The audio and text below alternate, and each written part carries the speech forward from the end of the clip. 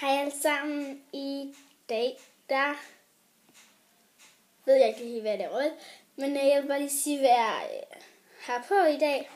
Jeg har bare min hår op i en hestehæl, jeg har krøllet, når jeg har sådan flætninger i håret. Sådan.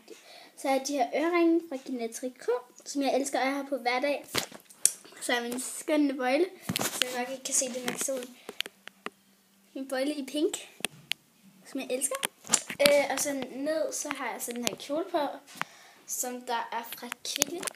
Og min halskæde, den er fra min bedste veninde Karoline. Og min kjole, den er fra H&M, undskyld, det er Kvickly for helvede. Den her top-ting, det ved jeg ikke hvorfra, det var min egen, og så kan man så se igennem sådan de her.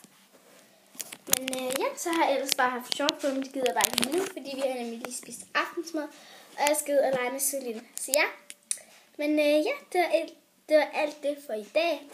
Så hej hej!